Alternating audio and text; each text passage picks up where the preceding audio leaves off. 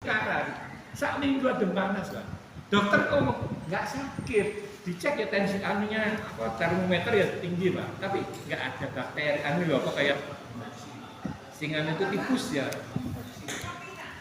Gih, tolong yang aren ya, tolong Mbak ya. Kayak gitu Pak, interaksi. Jadi ketika jin dalam dirinya tanda petik nggak ada konflik, aman. Tapi tadi aku ngomong sebaik-baiknya jin, kalau ada di manusianya ada efek seperti itu. Ada juga jin nasab yang bikin seseorang gak nikah-nikah, ada Pak. Kebetulan jin nasabnya seneng ngambil sing dianui, gak rabi Pak. Oh, gak ono wis tak hapus nang HP liya. Soale disingeni bojoku. Wong wayu Pak. Kaya artis apa ya? Kok wayu, wajah Cina tapi kok ngediri tangga sampean. Tapi wong wayu semok gede ngono tinggi besar. Tamara. Beda. Kan Tamara kan anu ya bule ya. Itu Cina. Kayak Vivian Joy atau siapa gitu. Oh, anu Agnes. Vivian Chu. Beda lah. Tapi intinya wajahnya Cina. Ayu pokok. Umure 2 tahun di atas saya. Gak rabi-rabi, karena ada jinasabnya. Disenangi ambil jinasab. Jadi dia itu nek pacaran ambil arek gampang Pak. Tapi begitu dia tanya, kapan kamu nikahi saya? Jadi kamu bikin pacarnya itu gak nyaman. Akhirnya putus. Kayak gitu terus kasusnya. Jadi selama cuma pacaran, cuma ngapunten zina, gak ada masalah. Tapi begitu ngomong, kapan kita nikah resmi ya, nikah bener sah, jinnya baru reaksi. Jadi kalau pasangan-pasangan pacaran, pasangan zina, ya los saja jinnya. Tapi gak gelem nih si perempuan ini nikah resmi. Itu masalah. Ada yang saya pernah nangani energi leluhur itu terlalu panas sehingga si perempuan ini tidak bisa mempertahankan kehamilannya. Dia hamil 2 bulan, gugur 5 kali sampai. Terus apa kan anaknya lurah di tempat saya, terus saya dipanggil, Pak ini gimana? Tak cek, oh ini ada energi leluhur Pak, yang bikin, jadi energi di dalam tubuhnya itu panas, jadi terjadi pembuahan 2 bulan maksimal 3 bulan, janinnya itu gosong panas karena energi tadi. Terus solusinya gimana Pak?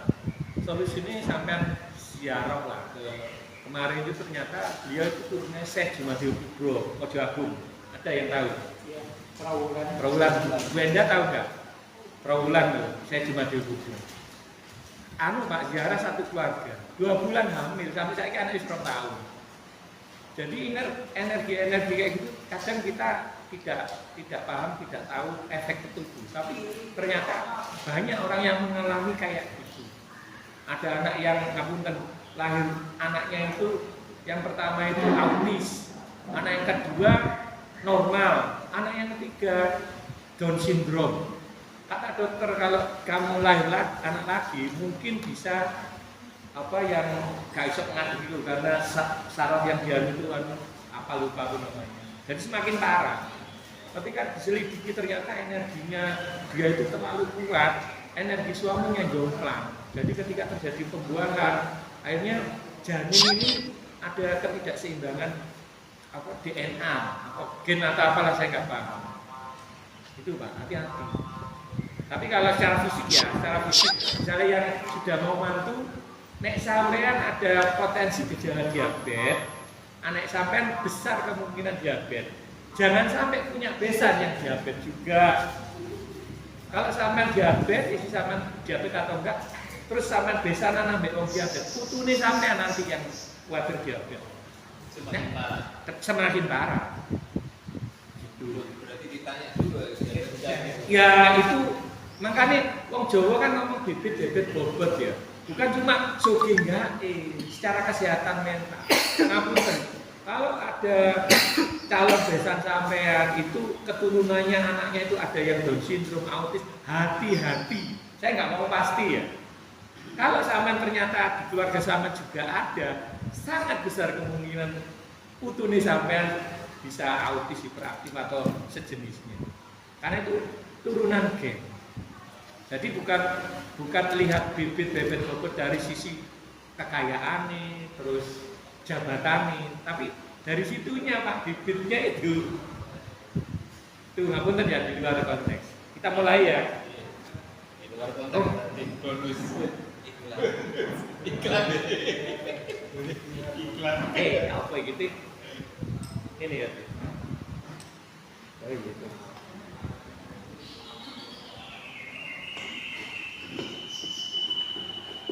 Tes.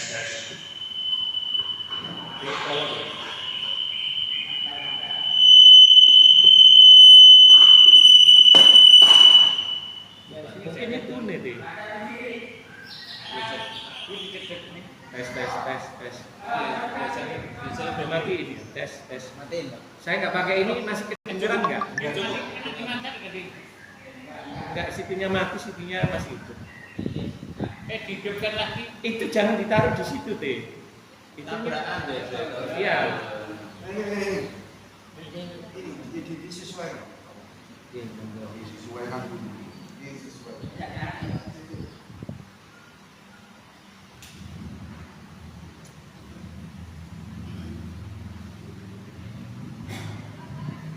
Nanti mungkin agak telat ya.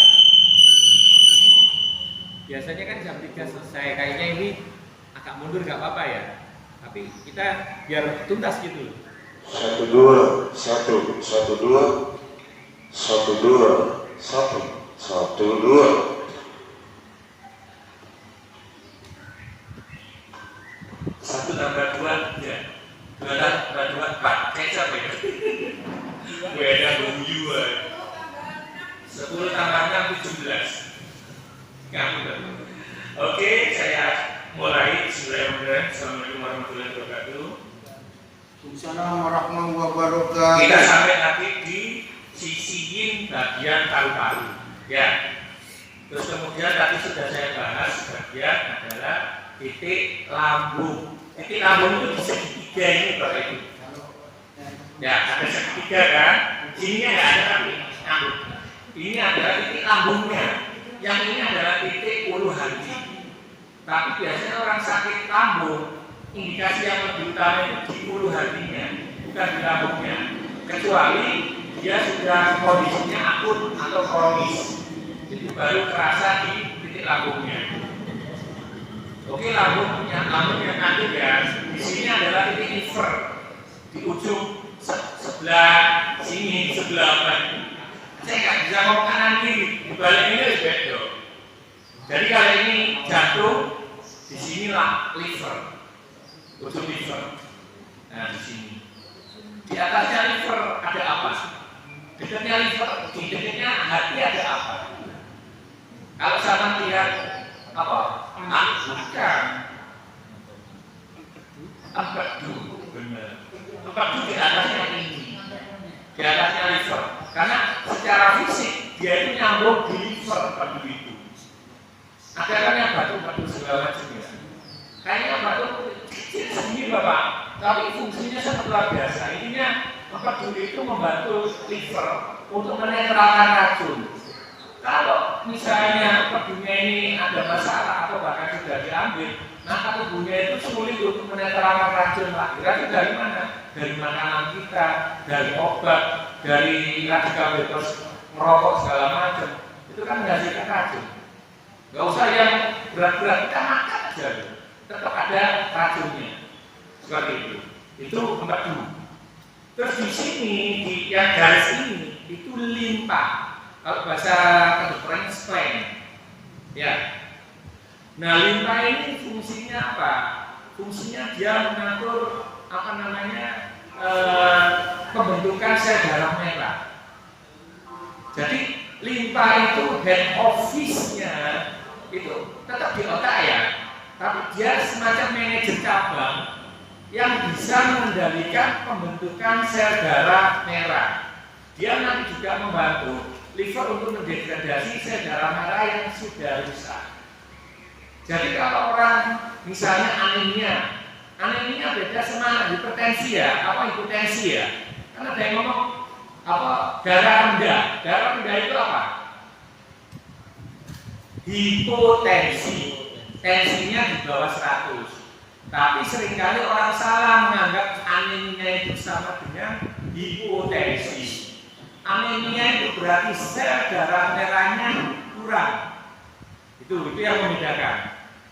Tapi orang salah mengucapkan dia darah rendah. Padahal yang rendah itu kandungan hemoglobin atau sel darah merah. Orang yang habis kena luka, mengeluarkan darah segala macam, sama perlu sering mencek di daerah spleen atau limpa. Juga limpa ini kalau bermasalah, dia nanti akan merusak di pankreas.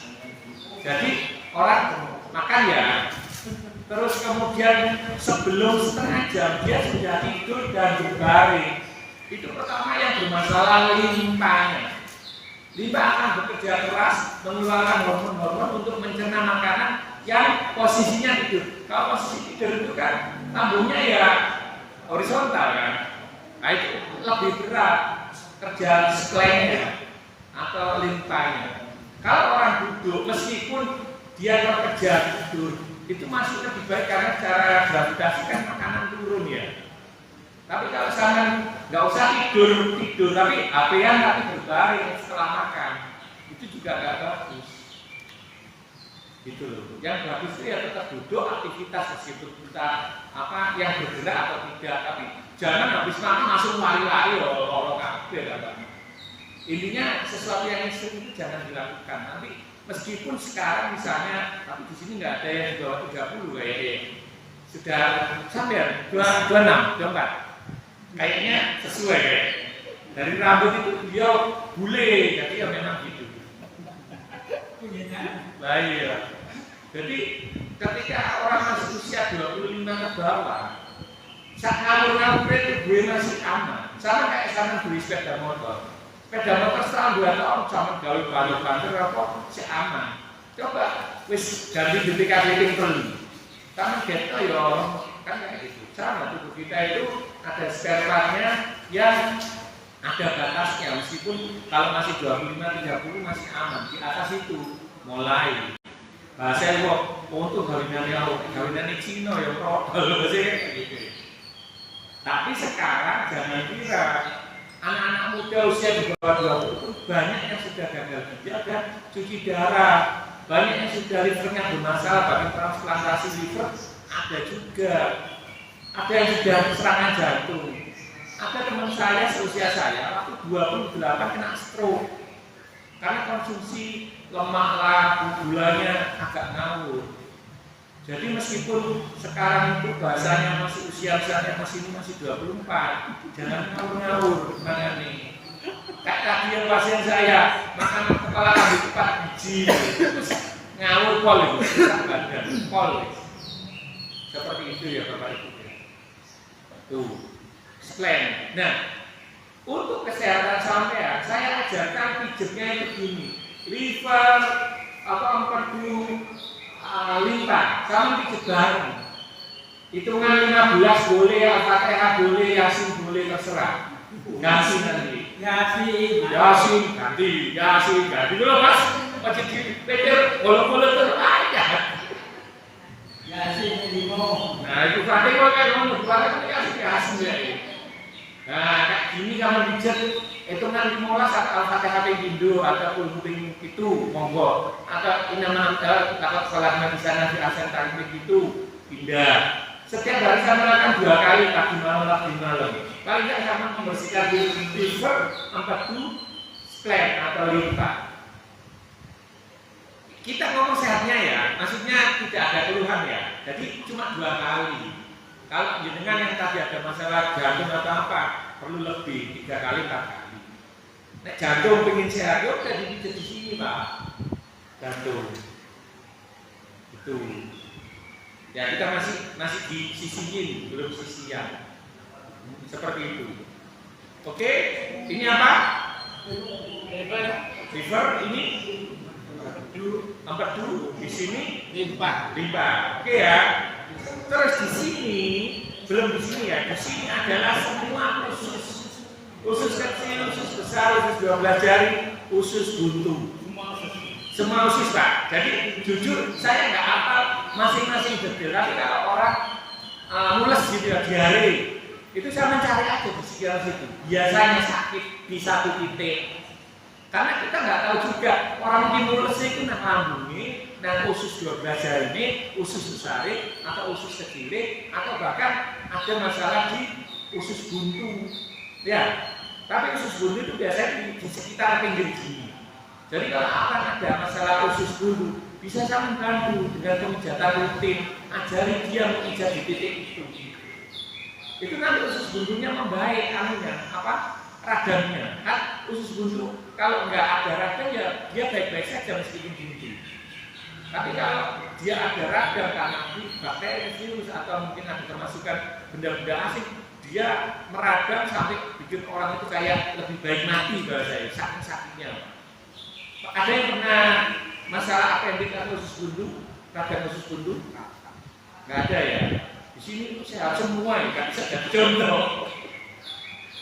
Jadi usus itu kalau misalnya jenengan diare, ya pijet di ususnya, cari tempat yang sakit mana.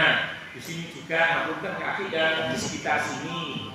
Ya, kalau misalnya sakitnya itu adalah terlalu diare, sering buang air, itu jauhkan dari sini pijetnya gini. Kalau diare Pak, diare sering-sering atau itu mijetnya menjauh dari arah ini, karena ini kan hubungannya sama anus nanti. Kalau di sisi yang ya, kita ngomong sisi ini dulu. Mijetnya adalah menjauh dari titik anus. Itu nanti bisa mengurangi diare. Atau dicari di titik yang mana yang sakit udah di situ dipijet. Tapi kalau bedegel, konstipasi, nggak lancar, dibalik Pak, ini kan mijetnya. Wah, jadi mulus. Mulus sampai mulus, sampai bedegelen nggak langsung. Tetap ada proses Pak. Ngetok sing atas sayangnya kok murus. Nah, jadi kalau bedegelen, konstipasi atau bahasa apa? Apa bahasanya Bu Indah? Yang sudah itu, selain bedegelen, sembelit. Nah, kalau sama nganu sembelit, arahkan ke jari ini, salah jari tengah sama jari manis. Itu mijetnya. Kalau sembelit, itu. Ada yang sembelit? Gak ada. Sehat semua atau saya? Ini. Yang kemarin mau bawa keluarga nggak ada ya? Nggak jadi ya? Jadi kan ya? Seperti itu. Itu bagian usus, oke? Paham ya? Terus kalau kemaluan itu daerahnya di sini Bapak Ibu. Kan gini ya. Nah, kalau kita berdiri kan sama dengan posisi kita berdiri. Ya enggak? Bagian reproduksi kita kan di sini. Mohon maaf, daerah penis kah, kalau untuk kaki, daerah skrotum kah, daerah prostat kah, daerah hernia kah, hernia di tengah sini nanti. Tapi ya pijetnya juga sama di sini. Jadi untuk mohon maaf untuk kejantanan pijetnya di sini. Untuk tadi hernia prostat pijetnya juga di sini. Jadi kalau pijet untuk itu di belakangnya ini dilandasi ya, pakai jari lain, nah kayak gini, terus ini baru pijet. Kalau sampai nggak melandasi pijetnya kurang. Nah ini kayak menekan lebih gitu loh. Rasa coba, ininya dilandasi terus dipijet, baru kerasa. Ada yang sakit? Di sini juga kandung kemih yang Abang Ustaz cerita yang di Hainan itu. Kandung kemih ya pijetnya di sini. Berarti mijetnya nggak neken ke tulang nggak? Oh bukan tulang. Berarti di dadi apa? Iya di selain di selaputnya ini Mas. Selaput ini. Bukan di tulangnya. Ya berarti selaput ini. Kalau tulang udah kena di tangan ini. Pipisnya sama lancar atau biasa? Gitu. Untuk perempuan sama posisinya, perempuan misalnya ngapunten kanker leher rahim, posisinya di sini. Ada munyung kista di rahim atau di indung telur, posisinya agak naik. Jadi kalau ini kan maaf kewantaan ya, kalau perempuan di sini adalah indung telur agak naik dikit, kurang lebih 7 mili atau setengah senti lah. Itu indung telur. Jadi yang pasien-pasien saya yang untuk program kami lah, saya pikir di daerah situ. Ada pasien saya itu yang PCOS, EPCO. Ya sama aja Pak. Kan ini kan lebih mudah untuk ya. Kalau ya kayak gini sama. Tapi kalau untuk indung telur tadi di bawahnya ya kan ini kan lebih ke tengah ya. Nah, yang di sini yang mau mendekati garis itu adalah rahimnya. Kalau perempuan, kalau laki kan nggak ada rahimnya ya. Saya nggak ada ya. Ada nggak ibunya? Mas, mau beli? Mau pasang? Jadi saya biasanya nerapi itu untuk promil ya semua titik ini 3 titik di lubang kewanitaannya, di indung telurnya, sama di rahimnya. Saya pernah ada pasien ada nyium, saya lupa nyium atau kusta, pokoknya udah 7 cm. Saya terapi 2 minggu sekali, kurang lebih 3 bulan. Kata dokter waktu di USG mengecil menjadi 2,5 cm. Jadi nggak langsung hilang, tapi dia mengecil. Tapi saya juga nyuruh beliau itu untuk konsumsi kunyit putih sama daun sirsa. Itu kan memang untuk menganjurkan sel-sel abnormal. Jadi tetap THC itu untuk masalah yang serius, yang stadium ke atas, itu perlu sinergi dengan metode lain, terutama herbal. Kalau enggak ya akupunktur, kalau enggak ya kan. Jadi jangan merasa setelah belajar THC wis iso kabeh. Ya iso THC kabeh, tapi nek bekam apa ya belum tentu, ya kan? Dan tadi saya kalau nggak salah pernah di grup ngomong satu metode tidak akan bisa menyelesaikan semua masalah. Pasti ada nggak bisanya. Gitu. THC ya sama. THC untuk kanker otak bisa, tapi yo mungkin ngambil bagian cuma 20-25%. Selebihnya harus pakai obat dokter atau kemo atau apa. Gitu. Jadi jangan cuma THC tok wis apa-apa di THC apa-apa dia THC. Itu tidak bijaksana. Khawatirnya juga pasien ngomong loh kok waras-waras. Yo cuma di THC tok. THC itu sangat efektif kalau hubungannya sama keseleo, terus sodofrozen itu sekali bisa ya Allah. Pusing-pusing kepala, plantaris fasciitis tahu nggak? Plantaris fasciitis kalau saya baru bangun tidur, di sini itu nyerinya minta ampun waktu jalan pertama. Ada yang merasakan? Ada yang pernah ada pasien itu? Ada yang pernah baca tentang plantaris fasciitis? Nggak pernah ada ya. Itu titiknya beda nanti di kaki. Nanti kita bahas di titik-titik khusus. Oke, untuk masalah reproduksi atau prostat juga bisa, hernia juga bisa. Kalau hernia itu ditekan dua-duanya, depan belakang. Karena hernia itu kan turunnya khusus ke saluran pencernaan atau turun berok itu kan. Kanan lah, ke belakang. Ya, di sini juga dipijat, sini juga pijat. Orang hernia Mbak, lupa. Kalau dipijat sini pasti teriak sewaktu. Karena hernia sendiri sakit ya. Jadi ada pasien saya itu hernia sampai katanya keluar. Terus dipijat gini 2 hari balik, belum saya bisa. Tapi yang pijatnya ampun-ampun. Pasiennya loh ya. Kalau yang ini tidak kosong Pak, saya biasa guyonan. Aduh Pak sakit. Saya juga merasa, iya saya pijat, tapi yang dipijat kosong. Loh, anehnya ketika yang di sini dipijat sakit, yang di sini tidak sakit karena kan nggak ada hubungannya dengan masalah dia. Seperti itu. Jadi, mohon maaf, ibu-ibu pun bisa nerapi hernia, bisa nerapi prostat.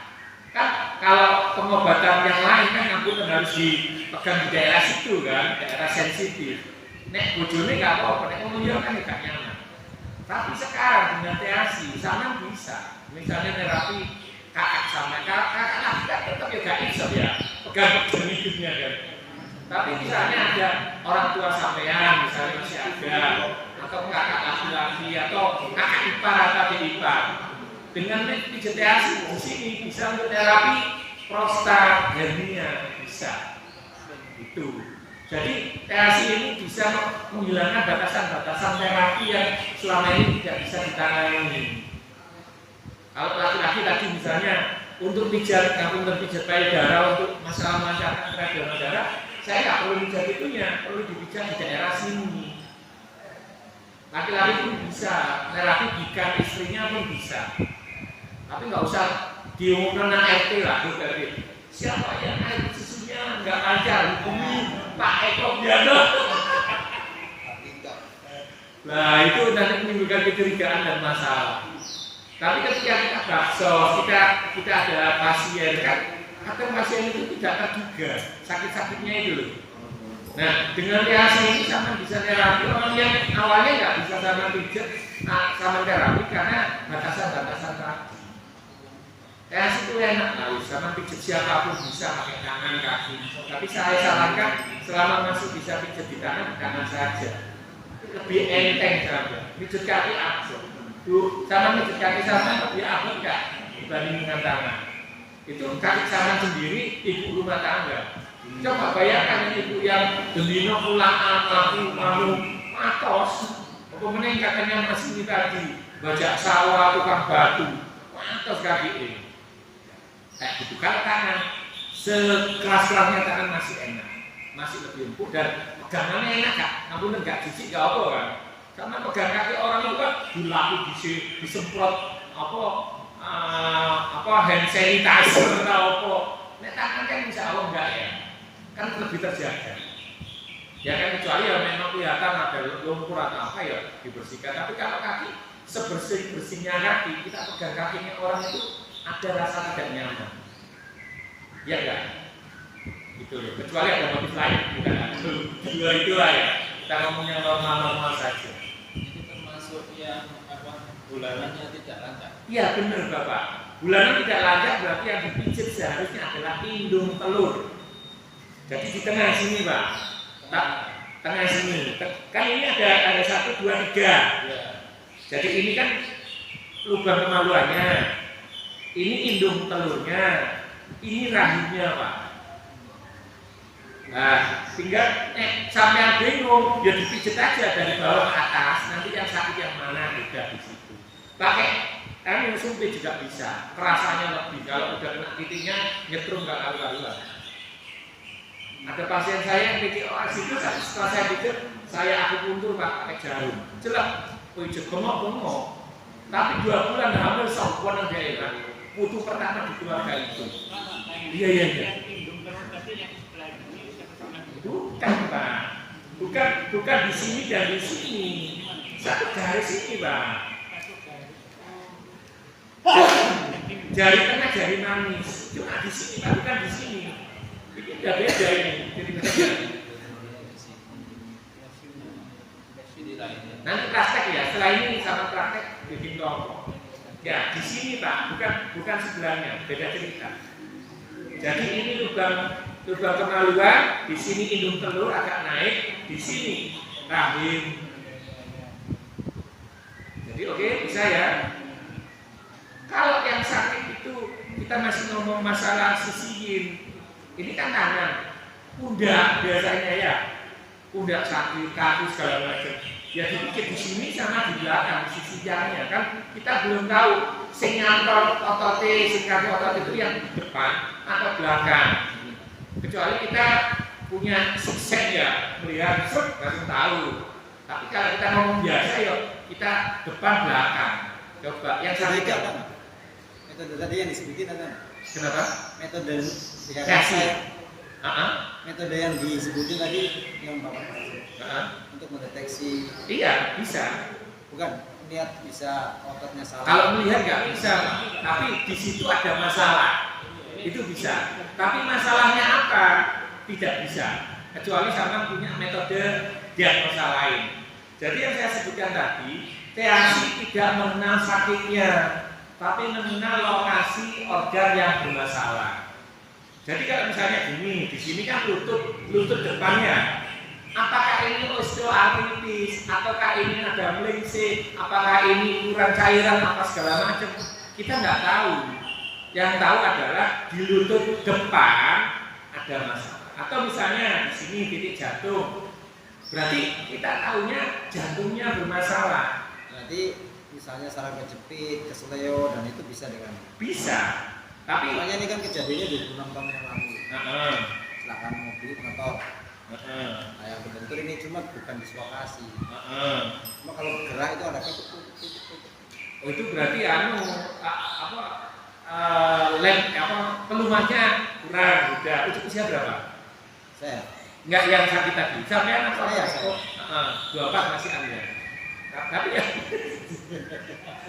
intinya kalau kondisi kayak gitu Pak, sama pijet atau bisa jadi nanti Nanti saya cari. kelotok-kelotoknya itu setelah kecelakaan sembuh dari luka itu. Berarti itu sebenarnya ada dislokasi tapi nggak parah Pak. Tetap dislokasi itu kan nggak harus lepas.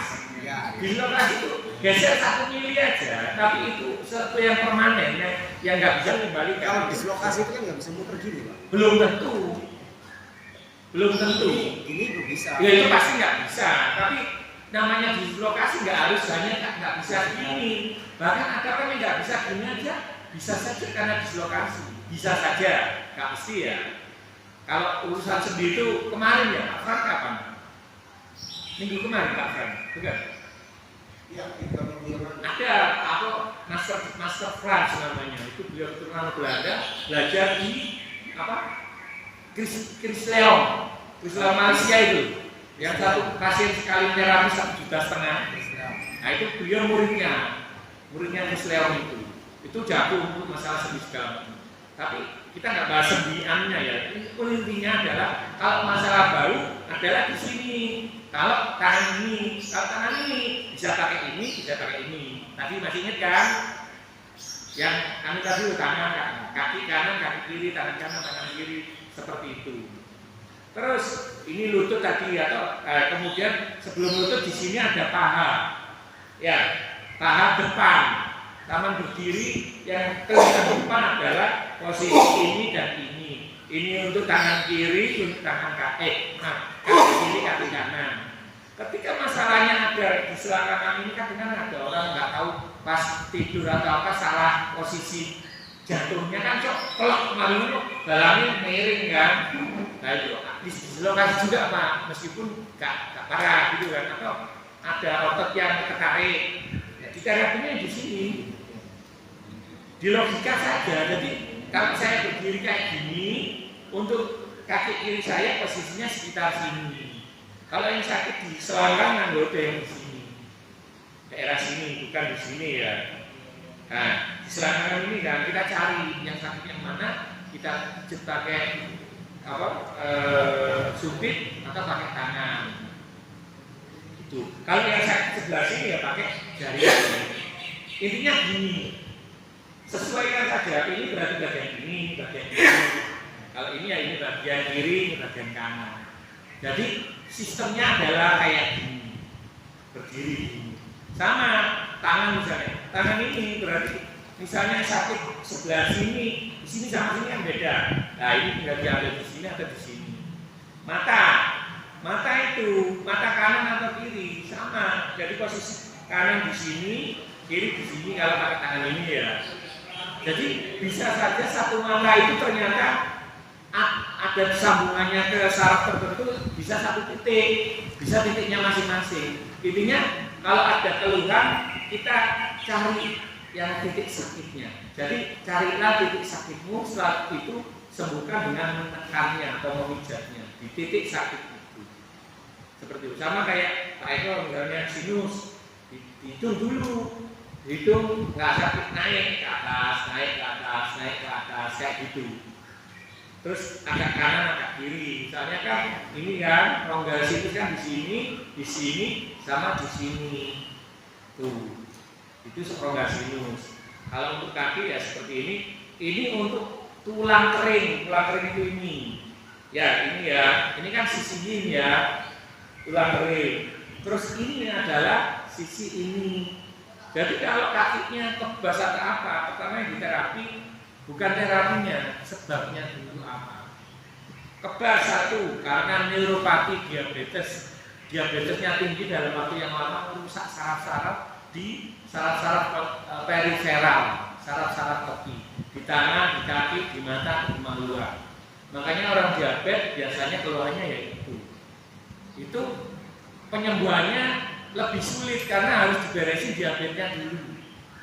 Jadi meskipun zaman itu segala macam, kalau diabetesnya nggak sembuh, enak. Saya nggak mau sembuhnya. Enaknya itu cuma sebentar. Berarti pankreasnya dulu ya.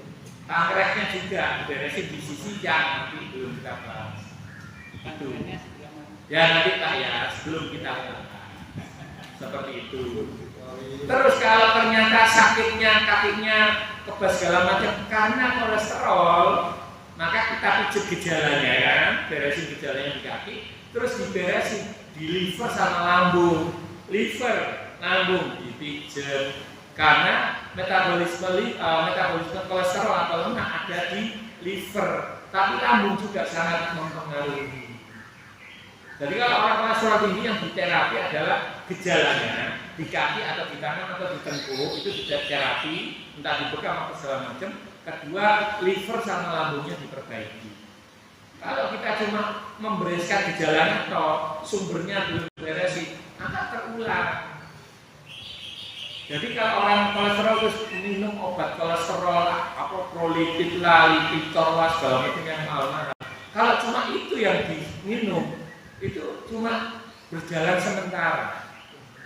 Sedangkan masalah utamanya atau akar masalahnya belum diberesin di liver, yo kan gak berhenti akan menghabiskan uang terus. Nah kalau yang tadi kebas panas segala macam karena kolesterol itu tadi diperbaiki, titik tangan sama kakinya diperbaiki juga.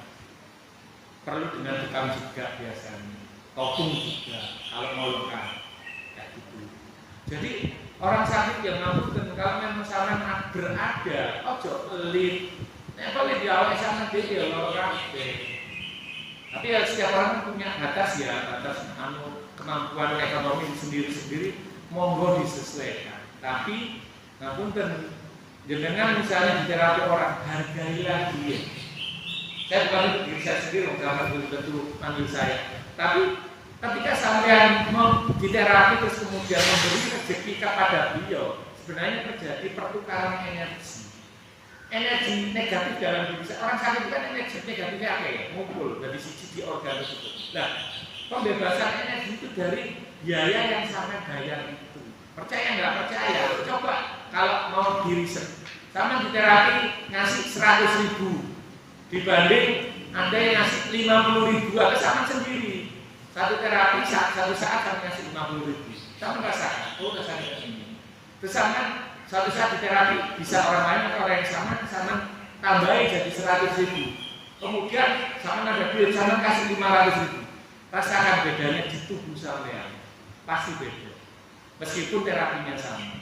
Percaya nggak percaya, di situ hukumnya semesta berjalan. Terjadi keseimbangan energi, ada pelepasan energi. Percaya nggak percaya kan gitu. Tapi beda kalau sama dokter kan udah ada tarif segala macamnya. Tapi kalau penyakit tradisional itu melibatkan energi yang luar biasa. Jangan nganggep orang kadang cuma mijet gitu dok. Mijet itu nanti ini ya moco itu segala macam.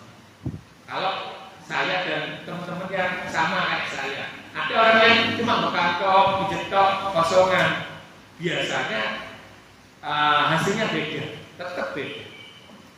Ngampun Mas, Pak Farudin ini profesional terapis atau biasa? Biasa. Bukan orang terapis ya? Biasa terapi. Biasa terapi. Nah, coba sama dibandingkan energi yang keluar itu kayaknya cuma mijet ya, tapi nanti yang kan beda kan, kayak gitu. Terus kedua, akan terjadi perubahan keikhlasan yang beda ketika amplop dibuka 200 sampai 500. Bener enggak? Bener. Dungane beda. Semangatnya beda, Pak. Meskipun dungane podo, kalimatnya podo, tapi energinya beda. Itu yang nggak bisa dipungkiri, tapi seringkali pasien itu tidak menghargai itu. Ngapunten. Ada teman saya yang meninggal setelah nangani orang di sana cuma dikasih 150.000. Makanya jujur, kalau saya nangani orang yang sakit itu, saya minimal 700.000 Pak. Nah saya wis dibayar akeh, ya siap maju ngadepi Genowae. Lah nek kaya 150. Emang Pak, hidup zaman cuma dibayar 150. Ngapunten lho.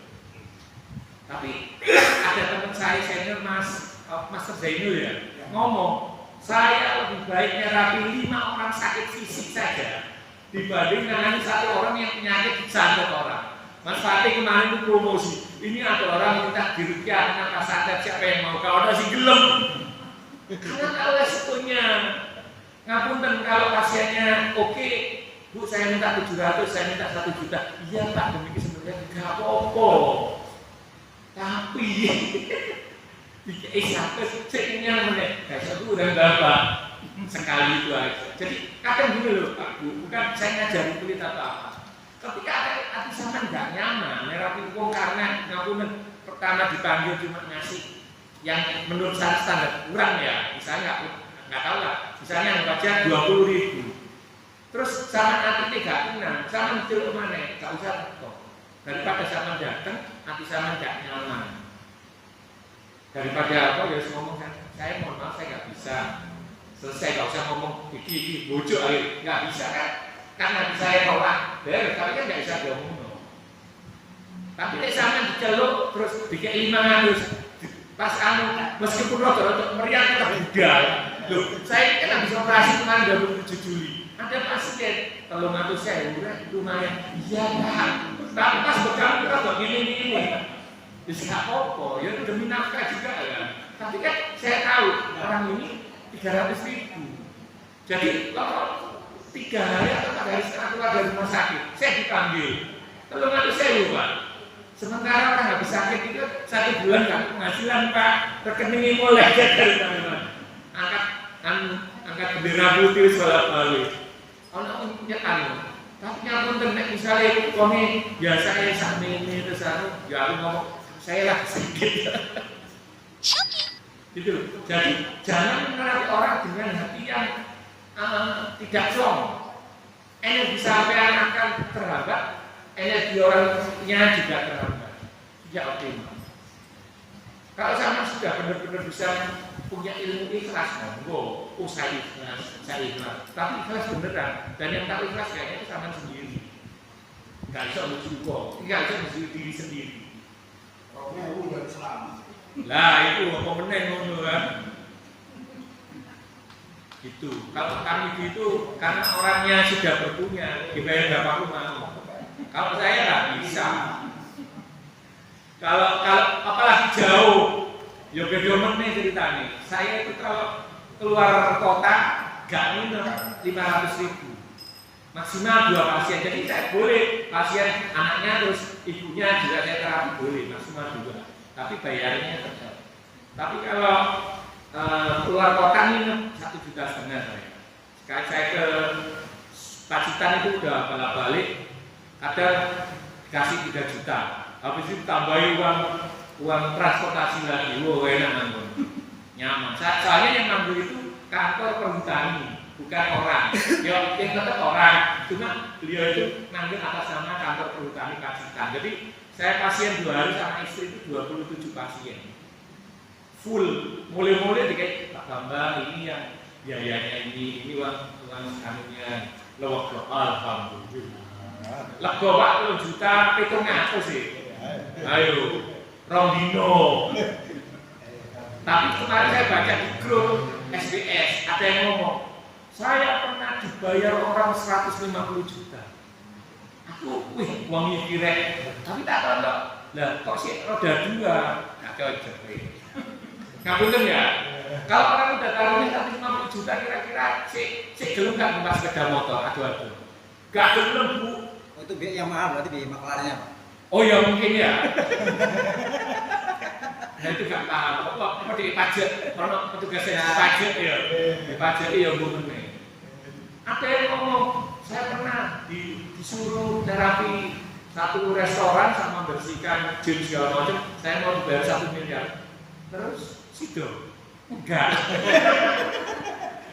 Oh walah, jadi di grup itu saya dipastikan grupnya saya nggak terlalu aktif di SBS ya, ada komunitas lain gitu. Tapi saya baca juga dengerin ya ketawa. Tapi ada grup lain yang terlalu ikhlas. Saya kemarin dikasih 20.000, nerapi 4 orang. Ya aku jujur ya kak dulu. 4 orang dikasih 20.000 bayar loh. Hah? Ada ini kopi jadi Rupanya apa? Gak usah alih lupa seninya ya, males komputer. Ngapunten ya. Kecuali baksos, Mas Pati, Pak Kami, saya itu sering baksos. Pak Eko itu juga sering baksos. Sak onoe Pak Bu, kita ada rasa puas gitu loh bantu orang. Tapi kan sejak awal udah baksos, bukan komersil. Tuh, jadi kita terapis ya saling sharing gini ya. Seperti itu. Kita lanjut ya. Ini sudah apa namanya sisiin. Ada yang ditanyakan di sisiin. Nanti ke lalu. Lanjut ya. Kita ke sisian ya. Oke. Sisian. Sisian itu kita mulai dari kepala sama. Kepala bagian belakang. Kuku jempol adalah semua saraf yang berhubungan sama otak. Jadi penyakit otak itu apa saja Bapak Ibu? Ngapunten, penyakit gila itu ya otaknya ada masalah. Depresi, orang stres, itu di sini juga perlu dipijat Bapak Ibu. Biar otaknya itu lebih rileks. Orang Parkinson, tahu Parkinson? Tremor. Ini, ya pernah nanya orang kayak gitu? Kayaknya kok saya ada semua ya Pak? Apanya? Di keluarga saya Pak ada semua yang saya main sebut. Berarti semuanya itu kayak apa? aneh. Hei, aku cepet Mbak Nando, saya juga setengah. Jadi Parkinson itu masalahnya di otak, bukan di saraf tangan. Ya tangannya bermasalah, tapi awalnya di otak. Ada sektor-sektor di otak itu yang bermasalah. Jadi yang perlu dipijat adalah kuku jempol. Kalau sampai tangannya agak sakit, kalau megang kuku jempol bisa pakai alat bantu, jepitan lomba-lombaan bisa. Kan dia keras kan, sama tambahin boleh. Kalau sama lebih ekstrim mau Binder. tahu Cepet agak. serius, ojo jepit kaki kan ada ahlinya ya, kajiannya. Kan serius Pak, saya pernah nerapi orang yang hilang ingatan. Beliau istrinya seorang kolonel, temannya Pak SBY waktu sekolah itu, tapi beliau mentok di kolonel, istrinya itu hilang ingatan, nggak bisa ngomong, terus tremor begini, semuanya di otak. Saya juga pakai tangan sakit, akhirnya Pak minta tolong, uang ya sini. Jadi lupa namanya, tapi tahu kalau kaki sakit lebih bijak. Tapi ya pelan-pelan Bapak Ibu disesuaikan. Di sini sama di kaki. Jadi semua permasalahan otak itu di kuku jempol, baik kanan atau kaki. Tadi orang pikun, orang supaya tidak pikun. Jadi sama ini kan belum pikun ya, semoga enggak. Untuk mencegah kalau dipijat ujung. Ojo Pak, Pak. Ya dipijat gini sama. Jadi ditekan 15 detik, lepas ganti kanan, ganti kiri, ganti kanan. Iya sama, tapi anak-anak itu terlalu lama. Kalau tang kan berarti atas bawah kejepit Pak. Iya, nggak apa-apa. Nanti pakai binder juga sama bisa. Boleh. Yang penting nggak tajam. Bapak ini ngomong anu ini kita tajam. Soalnya tang juga kan tajam rigi-rigi. Ya tetap sing anu kan enggak Pak, tetap tumpul lah bahasa ini.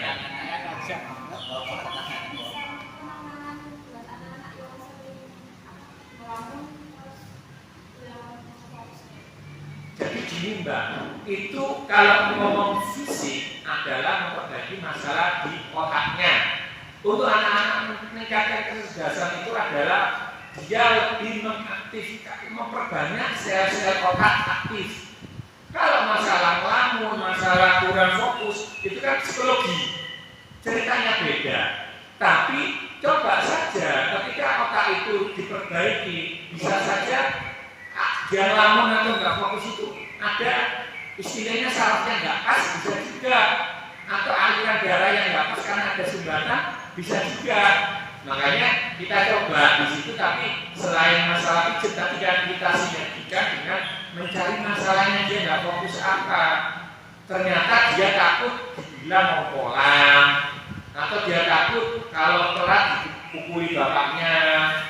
Kan itu beda cerita kan, nggak bisa diselesaikan dengan fisik. Jadi kalau anak salah sendiri ya ditanya saja. kenapa ngomongnya pelan-pelan nanti, aduh Ma, aku di sekolah itu ada yang ganggu, sering ngomongin aku jelek, ngomongin aku hitam, ngomongin aku keriting misalnya. Lalu dia kepikiran, nggak fokus waktu sekolah karena ketakutan itu. Atau bu guru itu loh Ma, ngomong aku ini gendut, nah, misalnya. Kan anak-anak itu kan TK, SD, kelas 1, kelas 2 kan masih kayak gitu ya. Kalau SMP, SMA, ya tanya dulu, kamu sudah pacaran? Biasanya kan hubungan gitu ya, SMP, SMA itu kan. Tapi kalau anak SD di kelas 2 atau bawah itu rata-rata dia tidak nyaman dengan lingkungannya. Jadi kita menangani suatu masalah tetap kita cari dulu masalahnya apa. Jangan langsung, oh ini cakal langsung dipijet-pijet. Ya bisa saja berhasil, bisa enggak. Kemarin kan ada di grup itu saya ngomong, dipijet kelenjar timus, kemudian badannya capek itu bisa rileks, akhirnya tidurnya. Ada yang jawab saya kalau di grup saya lupa, tapi dia ngomong, Pak saya pijet kok saya nggak bisa tidur. Itu dua hal yang berbeda antara capek dan tidak bisa tidur. Benar nggak? Orang yang capek ketika tidur dia tidak mengalami tidur yang kualitas bagus, dia bangun masih sakit semua. Pernah nggak mengalami itu? Habis istirahat malah badan capek. Karena pikiran sampean atau badan sampean sudah tidak baik-baik saja, sehingga sama tidur itu tidak membantu untuk membenarkan relaksasi tubuh. Ototnya itu masih kaku, bangun masih kaku. Nah, itu bisa dibantu dengan pembicaraan di sini. Yang saya ngomong antara hitam sama putih.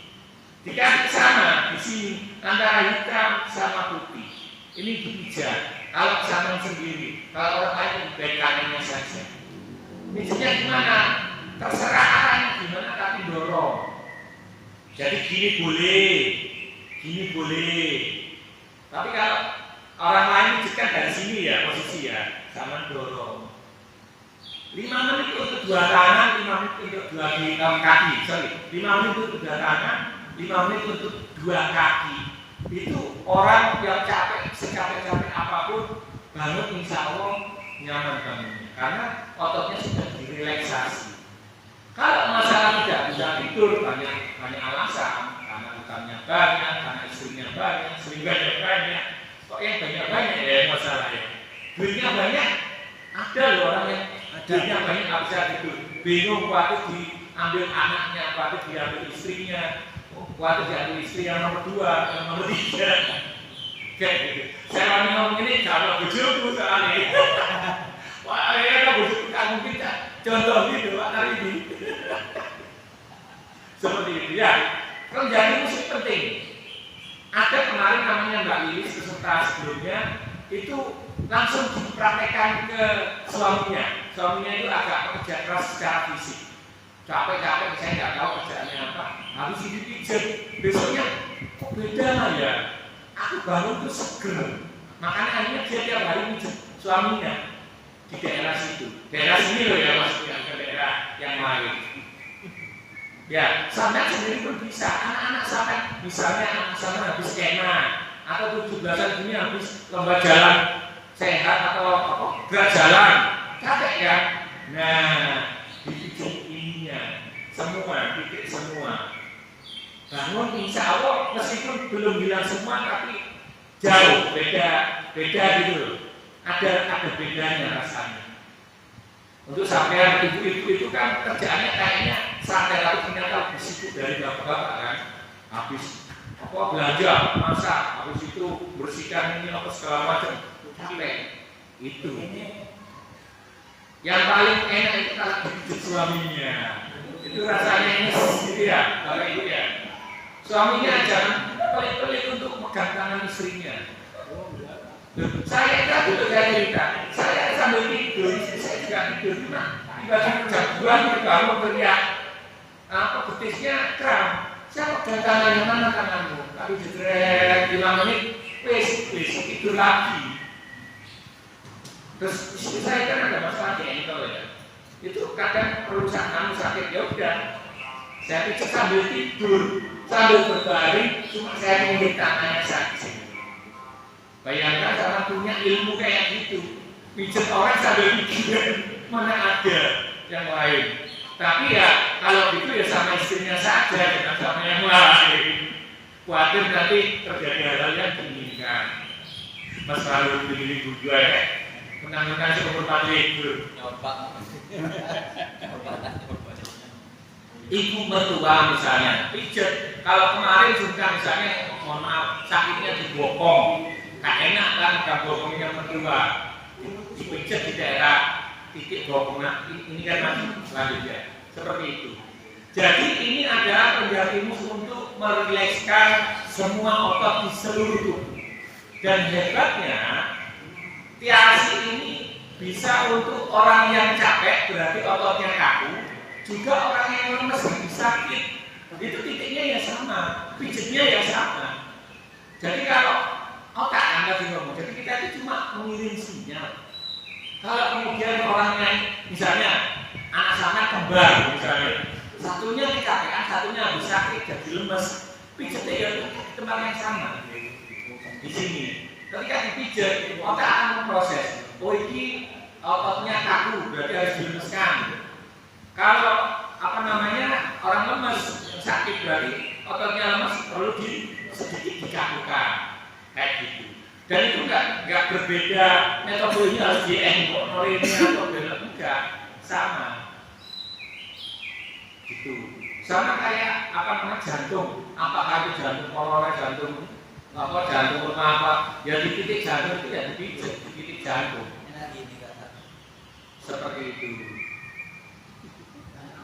Oke, sampai sini konjaktimus oke sudah. Kita bergeser ke sampingnya. Nah ini beda ya. Jadi kalau timus itu di antara kiri hitam putih ya.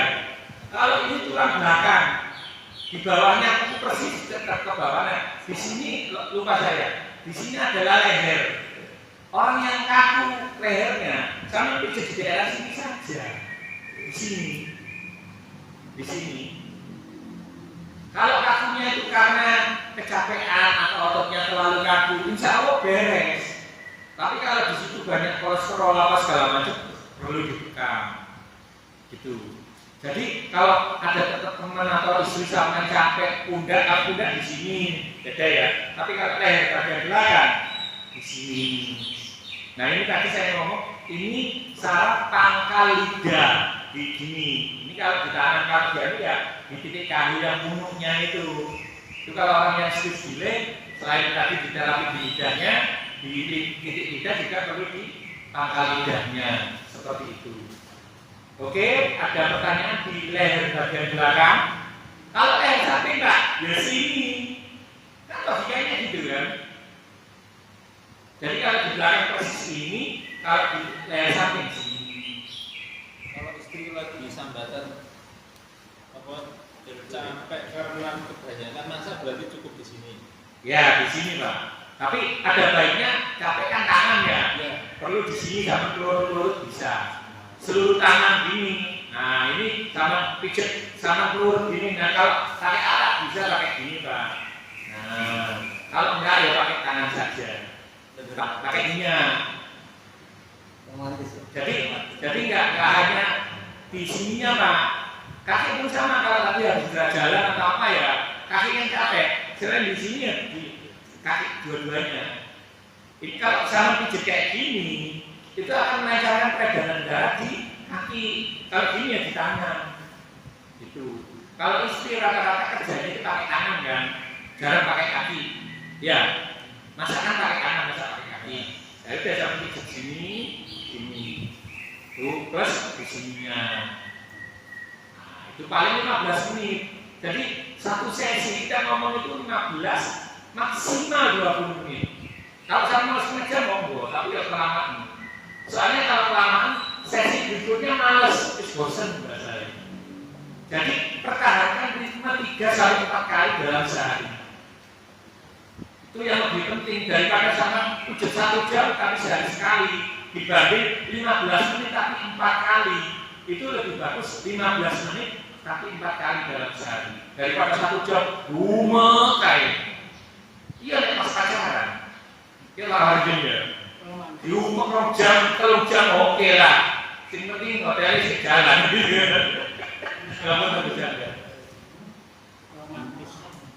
Sama istri romantis Pak, ujung sowan Pak. Pak, jadi kan nggak sakit itu yang ngomong pijetin Pak, dia sakit pijet 5 menit udah suara kerok ya wes sakit gitu.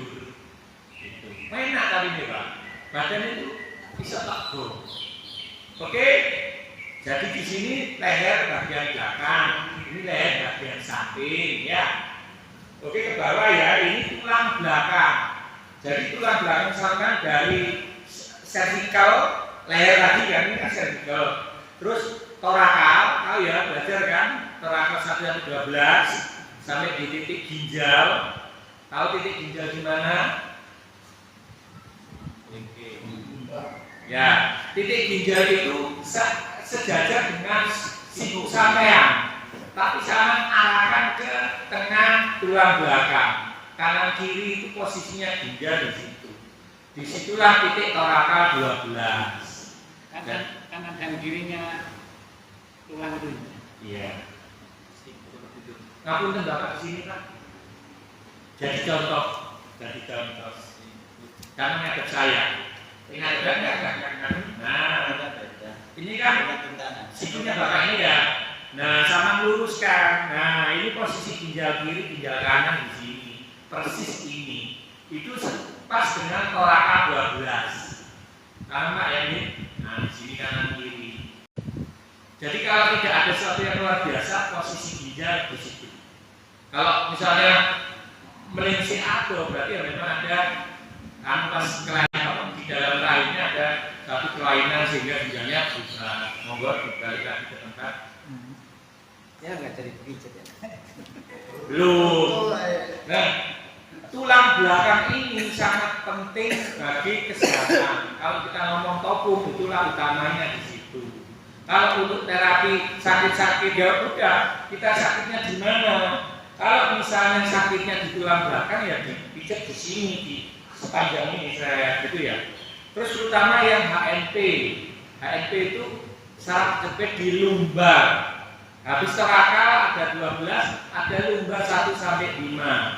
Nah biasanya terjadi di lumbar 3, 4, 5. Setelah lumbar ada sakrum namanya. Sakrum itu apa tahu?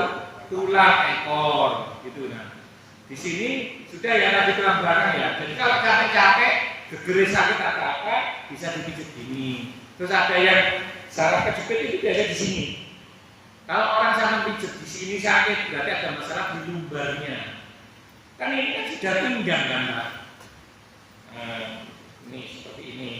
Jadi kalau sama ada orang sakit di daerah tulang belakang tidak coba dipijat di sini atau di sini sama pijat kayak gini. Tapi dorong ya, tetap dorong. Jadi pokoknya lurusan kuku jempol sampai ke pangkal ini, pangkal sendi ini itu adalah tulang belakang. Diurut berarti ya? Nah, Diurut. dipelurut gitu. Terus ketika udah ketemu titik, aduh gitu kan, ingat, terus aduh ya udah di situ saja, nggak dipelurut lagi Pak. Kita cari posisinya seperti itu. Oke, tulang belakang ada masalah dan pertanyaan? Nggak ada ya? Yang sebelah kaki tadi sebelah Sini Pak, sini sampai sini. Nah ini. Kenapa? Punggung. Nah, punggung itu tepatnya di mana? Kalau masih di belakangnya apa? Kanan kirinya tulang belakang itu masih di sini. Tapi kalau sudah di bawahnya bau, pijatnya di bawahnya bau. Ini kan tangan lagi kan? Berarti bawahnya bau kan ini ke sini. Nah, jadi yang dimasalahkan yang mana Mbak? Kalau punggung kanan atau kiri tapi masih di bawahnya bau yang sama pijat sini. Tapi kalau masih di kanan kirinya kurang lebih 3 cm ya, 3 cm dari kanan, dari tulang belakang kanan maupun kiri, pijatnya di sini. Pokoknya kalau ini sudah di belakang, di bawahnya bau, berarti posisinya yang sini. Itu, ya. Oke, ada pertanyaan? Didorong, berarti gini. Kalau mijit sendiri gini, atau gini boleh, pokoknya dorong, terserah sama. posisinya di mana, yang penting dorong lebih kuat gitu aja. Jadi nggak harus sebenarnya mau ditarik boleh, tapi emang gitu loh, sama mengeluarkan energi yang sama tapi hasilnya lebih kecil kan lebih baik didorong. Nah kalau shoulder frozen misalnya, shoulder frozen itu tangannya gak ngangkat, karena di sini ada yang kecepit lah bahasanya, ada sarafnya nggak pas. Nah kalau itu terjadi maka yang dipijat itu belakang, sisi yang, berarti yang belakang sama sisi ini. Terus kemudian sama gini-ginikan, ini terus gini, terus peluntir teknik twister namanya, tornado, muntiran. Nah, ya apa menentukan puntiran ke kanan atau ke kiri itu kalau untuk sampean sendiri sama merasakan. Muntir 15 hitungan sama rasakan. Lebih enak atau tetap ya? Kalau lebih enak berarti posisi muntirnya benar. Tapi kalau salah tidak terjadi apa-apa. Bukan berarti di sini tambah sakit, tapi kok gak kroso ya? Coba sebaliknya. Kalau bisa pakai tisu biar gak licin. Ya, begini kan, jadi tinggal 15 detik tadi lepas, ganti yang sini. Jadi kalau ini kan tangan kiri ya, ini juga tangan kiri. Jadi gantian, habis di sini, di sini, di sini, di sini, itu tekniknya. Jangan ini terus nanti dia bisa apa ya? Bisa keselio kalau terlalu kenceng gininya. Bukan enggak, yang sakit apa? Kalau sakitnya bahu kanan, misalnya bahu kanan berarti kan pakai jari telunjuk tangan kanan dan jari kelingking tangan kiri. Ini kalau misalnya di tangan kanan, bahu kanan. Kalau bahu kiri, ini sama ini. Ya, jadi nggak semua jari. Tapi apakah boleh setiap jari dipijit atau apa? Ya boleh, nggak harus sakit kan. Capek-capek juga bisa. Misalnya ada sumbatan-sumbatan di tangan atau kaki kita yang kita tidak tahu dan belum keluar gejalanya, kan lebih baik dicegah kayak gitu.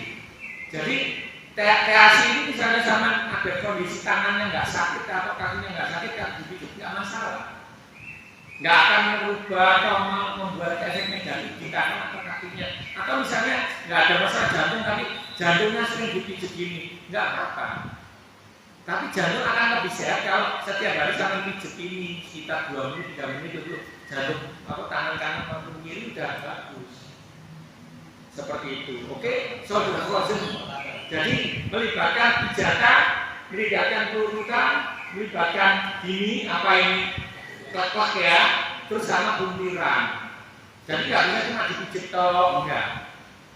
Sama leher yang kaku atau tengeng, ya. Itu tadi di bawah leher. Sering nggak aku habis tidur terus nggak bisa belok, nggak bisa nengok gitu ya. Sering kan? Nah, itu dipijitnya di daerah sini. Plus di puntir-puntir tadi. Tapi nggak bisa ini kotak juga ya kalau puntir. Nggak bisa. Jadi kita bukan pijit krek, nggak perlu bunyi. Jadi kita nahan Pak. Nah kayak gini ya misalnya kita nahan saja. Bukan didiagnos sampai bunyi. Itu malah menimbulkan cedera di sini kalau nggak pas. Beda kalau kalian belajar reposisi tulang sendi nggak apa-apa. Tapi di TAC tidak disarankan itu. Cukup diplonir saja biar saraf yang di sini rileks gitu loh. Atau balik ke posisinya karena orang tengeng itu kan ada saraf yang nggak pas posisinya sehingga kaku, akhirnya misalkan oleh aja sakit, sering kan kayak gitu. Nah di sini atau di kaki juga boleh, bisa di kaki di sini. Nah ini kan tetap kan daerah belakang kan, plus ditambahin daerah ini pundak, ini kan pundak. Nah kalau saya ini sering kayak pijat di sini, sakit Pak, daerah sini bang, ini saya pijat ini sakit. Karena di sini ada luka. Terus salah-salahnya juga kan kaki saya ngangkat timba itu sekarang belum kuat. Biasanya timba 2 tangan. Terus ngangkat dalam itu harus sama istri Pak, ngangkat ke atas itu. Pak pernah, Bapak nggak pernah. Nanti dipanggil ujian. Kalau waktu sehat, kuat gitu. Jadi ini pundak, ini Seringkali ibu itu terutama atau orang yang sering bekerja duduk di depan laptop, kalau begini terus kan capeknya, relaksasinya di daerah sini, daerah pundak ini, pijet di daerah sini. Kalau bahasa TCM-nya ini titik hegu namanya, L3 L4 itu ya. L3 juga kan sebagainya. Iya daerah sini loh ada L3 L4. Ini titik hegu namanya. Terus akan pijat di daerah situ bagus untuk asam lambung. Dengan metode lain ya asam lambung. Kalau di terapi di sini titik pundak, tapi untuk terapi lain asam lambung. Jadi saya tadi ngomong ilmu apa saja itu benar karena ada dasarnya. Jadi kita pijat satu ini selain untuk masalah pundak bukan punggung. Punggungan di sini Pak beda. Pundak juga plus untuk LI juga itu long intestine usus 12 jari ya. Yang usus besar long ya, oh ya usus besar kayak gitu juga untuk lambung juga titik guna. Ini salah satu titik penting dalam akupuntur setelah diterapi atau dicocok jarum buahnya. Akhirnya biasanya di sini diakhiri di sini Pak. Karena dia titik penting, titik pengunci namanya. Apa katanya? Kayak gitu. Oke, nyambung ya. Jadi misalnya di bawah kanan atau bawah kiri tinggal tadi apalkan kanan atau kiri. Nah kemudian bokong, belum bokong apa namanya? Boyok. Sampai bisa pijet pinggang sampean sendiri. Enggak bisa, tapi dengan teknik teasi titik boyok itu di sini Bapak Ibu. Pergelangan jangan pijet gini. Kalau boyok sama sakit atau capek, kamu pijet gini sama peluntir kayak gini. Soal kanan kirinya tadi sama cek rasa. Setelah saya tarik gini 15 detik ada perubahan enggak? Kalau ada perubahan berarti arahnya benar. Kalau enggak dibalik. Kalau saya sendiri, mohon maaf, saya melakukan deteksi energinya di sana atau di sini ada caranya. Tapi kan saya tidak bisa mengajarkan di sini gitu ya. Nanti kalau belajar manajemen energi, seperti itu. Jadi kalau misalnya ibu suaminya capean atau boyok gitu atau agak agresif untuk urusan rumah, untuk urusan raja. Sama sering-sering pijet daerah situ karena capek daerah situ kalau beliaunya aktif untuk masalah ranjang. Ini dipijat terus jadi yang bukan sininya Mbak, sininya, iya, bukan sininya yang dibelok-belokkan, tangannya di sini atau di sini. Nah, kayak gini. Sama rasakan lebih nyaman yang mana, ada perubahan enggak? Kalau tidak ada perubahan berarti titiknya benar, apa muternya benar. Itu boyok. Ya, laki-laki, terutama laki-laki atau ibu-ibu yang sering masak dari duduk, jongkok, berdiri, ya gitu kan sering ya. Ada atau lagi nyuci, sering kan. Nah itu kan capek pinggang. Pijetnya di sini bapak-bapak. Itu lebih baik. Ibu itu seorang istri, nek dipijet suami mewah wis surga katanya. Ya oleh pahala, rasanya enak yang adem, ya enggak? Gitu ya. Terus kemudian tulang ekor. Tulang ekor itu ini kan, ya kita berdiri dari belakangnya. Di sini ada anus. Lokasi anus, penyakit di anus adalah ambeien. Ambeien itu dipijet, di sininya dilandasi, di sininya dipijet. Iya, bukan di luar, di selaput ini ya Mbak. Di sini. Sama dengan yang tadi. Hernia kan depan belakang Pak. Depan belakang. Iya, hernia depan belakang.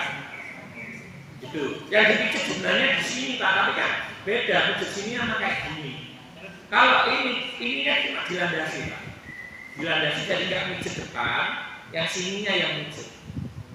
Ini ambeien. Seperti itu. Nah, di atas anus sedikit itu adalah tulang ekor. Tulang ekor di sini. hampir sama kayak ginjal, tapi ginjal agak naik dikit. Jadi kadang ada terapis yang kadang sing loro itu tulang ekornya atau ginjalnya. Coba aja di sini. Ini kan juga ginjal kan. Kalau di sininya sakit berarti ginjalnya yang memang bermasalah.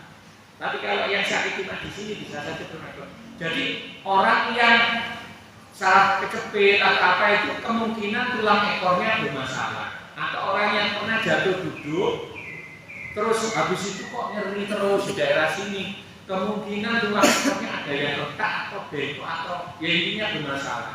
Memperbaikannya dengan memijat daerah situ. Nah, ini saya sering kali nangani anak-anak sekolah yang sakit jatuh duduk itu, saya nggak mijit di tulang ekor, saya mijitnya di sini saja sama kaki saya kan di sini kan. Tulang jari tengah jari manis itu adalah kaki. Nah di sini itu lebih mudah.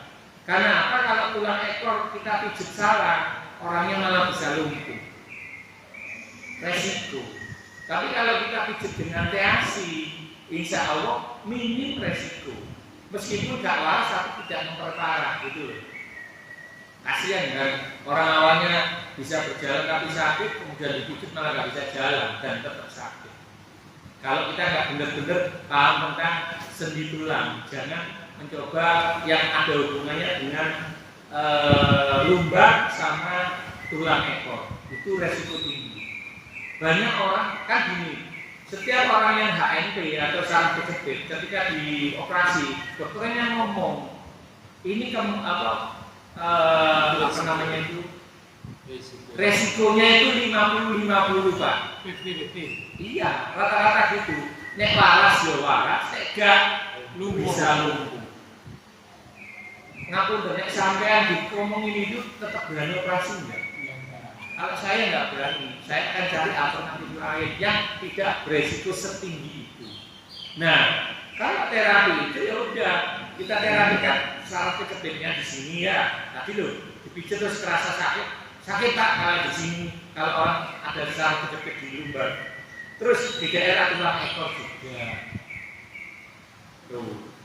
Nanti diingatkan di grup saya akan share saraf kejepit maupun bukan plantaris fasciitis, piriformis sciatica, saraf kejepit di bokong, yang sakitnya itu dari bokong mengalir ke paha sampai kaki, itu namanya piriformis sciatica, saraf sciatica yang kejepit di sendi piriformis.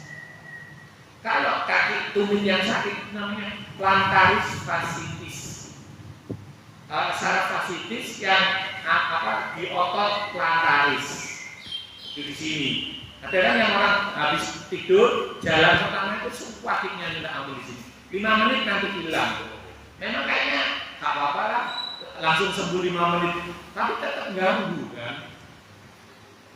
Enggak Pak? Yang di sini nanti adalah tulang ekor. Iya benar. Di situ ginjal, posisi ginjal itu jangan gini kan ya. Nah, ini adalah ginjal. Kalau kita pegang gini, kalau tulang ekor tidak gini, kalau gini di sini malah isinya beda tapi tipis. Jadi kalau kita genggam gini, pertemuan. ya tulang jari tengah jari manis ya. Di sini tulang ekornya, yang sisi ini, yang sisi atasnya adalah ginjal. Ginjal itu ada 2, kanan dan kiri. Gitu ya. Ada yang ginjal 1, ada orang yang sudah diambil ginjalnya karena rusak. Seperti itu. Semoga aman semua dari masalah itu. Nah, beda 1 cun, setengah cun, setengah inci. Ini adalah pankreas. Orang yang diabetes itu terapinya di sini. Terapinya di sini. Kanan kiri maupun di kaki. Kelihatan Pak. Kenapa? Saya kurang maju. Nah di sini Mas. Intinya ginjal ya, sama tambah satu jari ini itu adalah pankreas. Itu. Coba dicek. Kalau saya pijitnya gini, untuk tulang ekor saya 1 aja. Ini, ya. Kalau untuk pijat ginjal, pasien saya suruh gini, saya pijat di sini, pakai 2 jari. Kalau pankreas, saya naikkan dikit. Nah, gitu tipsnya, cabangnya. Jadi kalau orang pankreasnya bermasalah, akhirnya diabetes, dipijat sini sakit. Ini deh, sakit enggak? Siapa yang mau pijat Mas Fatih yang punya dendam, silakan. Bu Enda mungkin punya dendam sama Mas Fatih.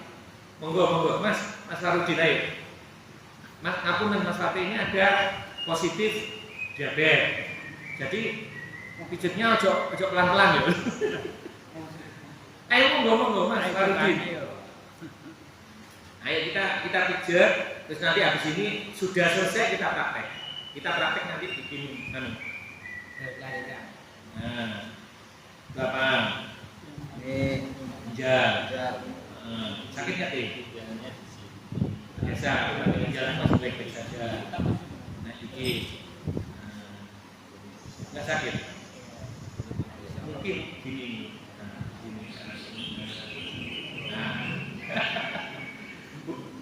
Nah, gitu. Kalau tangan terlalu lebar memang sakit ya, tetap ya. Sebelah sini juga Mas.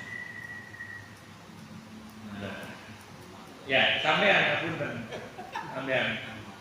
Nggak sakit. Tapi kan sama ini sama. Nah, ayo. Apa? Ini. Biasa. Berarti sana masalah apa pangkas nggak ada. Di sini ginjal. Di sini nggak ada. Itu diagnosanya. Makannya segitu. Ya kurang lebih. Segitu kan. Jadi kalau kamu nggak perlu yang buat banget enggak. Sampai kan ya. Ini misalnya di sini. Sedikit aja. Kamu lihat tekanan biasa nggak perlu. Kayaknya banget sakitnya karena tekanan. Beda cerita. Oke, ada pertanyaan dulu untuk semua anatomi sebelum kita praktek. Monggo, yang depan-depan tadi monggo, yang ini yang boleh monggo. Iya Mbak. Kenapa umumnya? Ada ototnya yang dilepas sehingga sakit. Belok apa? Gerak itu sakit kan? Kecapean. Nah, kecapean itu kan biasanya di pundak ya. Pundak itu ini Mbak. Yang tadi saya ngomong di kanan kiri. Kalau saya pakai kanan ini berarti pijet pundak kanan. Kalau ini pundak kiri. Rata-rata sakitnya di situ. Tapi kalau saya pengen yang ke bawah yang di bawahnya leher bisa di sini. Iya, kalau pijet sendiri kayak gini, didorong. Nah, gitu. Tapi kalau yang ini ditarik atau gini tapi nggak pas, tekniknya lebih enak ditarik gini. Kalau pundak ya, nah, ditarik gini kan lebih keras soalnya posisinya. Kita itu nggak kaku, jadi kita menyesuaikan. Tapi untuk titik herdu ini lebih tepat ditarik. Saya kan tadi ngomong lebih baik dorong ya, tapi kan dari sini kan nggak pas ya. Nggak enak kan posisinya kan. Kalau di sini dorong juga nggak pas, lebih baik ditarik. Nah kayak gini.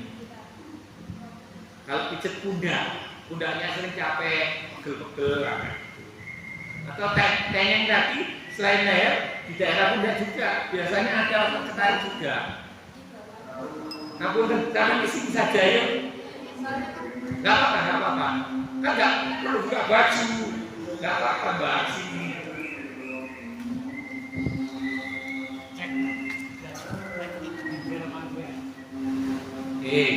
Ginjal mana? Ginjal posisinya sini. Sakit nggak? Ini. Nah, sini. Ini pankreas. Sakit nggak? Ya udah aman Kak. Tuh, aman. Monggo sama yang sakit yang mana? Enggak, yang mananya? Ini ya, entong-entong kanan. Belikat. Ayo, belikat entong-entong itu karena pijatnya angin. Kanan ya, yang sakit kan ini. Nah, berarti ini kan sendi bahu. Di sini kan bawahnya, berarti yang dipijat pakai ini yang boleh? Mau?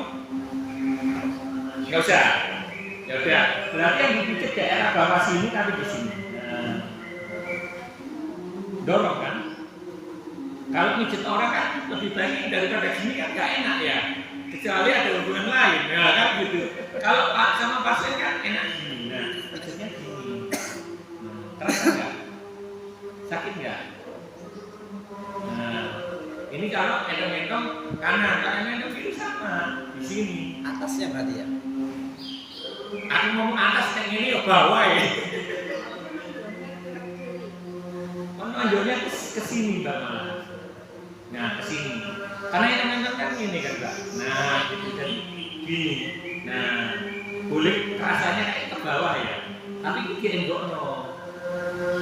Itu tuh. Jadi kalau yang endong-endong sakit di bawahnya ini bawah atas kamu tahu Mas.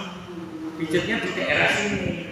Di daerah sini pakai ini bukan pakai ujung jempol, beda ya.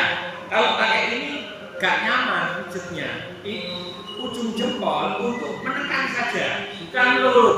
Kalau kita mulut pakai sendi ini, sendi jempol. Nah kayak gini. Itu nanti lama-lama endong-endongnya enteng. Kalau dipijat itu 2 menit aja. Seperti itu. Oke, siap untuk praktek. Ini berapa? 1, 2, 3, 4, 5, 11. 11 bikin 4. Ada yang 3. Jadi 3 grup. Kak, ya 4 ada yang 3. Monggo. Berempat, 3. Mau ibu-ibu jadi 4, jadi 1 aja. Kalau bagian stroke sebelah mana? Stroke itu Pak tidak bisa disebutkan satu masalah organ. Jadi masalahnya banyak cuma satu. Stroke itu harus dipijat di pembuluh darah yang ke otak. Ya posisinya di sini kan. Berarti yang dipijat itu yang di bawahnya itu utama. Di sini kan? Ya di sini Pak. Nah selain itu ya tinggal gejalanya yang mana. Oh tangan kanan nggak bisa jalan, nggak bisa gerak, ya dipijat di titik kanan, kiri. Terus juga perlu diselidiki organ yang bermasalah. Organnya apa saja? Stroke-nya karena apa? Oh stroke-nya karena kolesterol tinggi, tensi tinggi. Maka yang diperbaiki di sini tuh posisinya. Ayo monggo, 4, 4, 3. Ayo serah. Ini 3. Ini bawa sini 4. Ayo. Kak Sinta